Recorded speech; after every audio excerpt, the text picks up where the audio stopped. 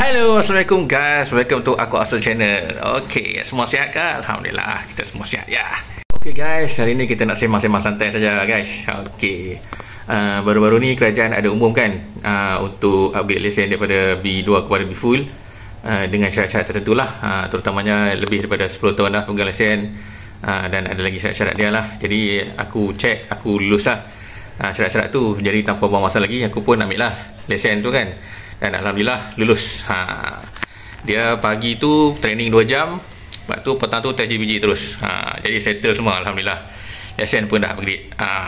Jadi sekarang pemegang lesen B full lah. Dah lesen B full, takkan motor tak B full lah. Relax dulu kan. Kepada pemegang lesen B full pun tak semestinya kita ada lesen B full nak upgrade motor besar kan. Jadi macam aku lah. Jadi kita santai-santai lah kan. Kita pun relax je lah kan. Okay guys, kita jumpa lagi. Bye bye.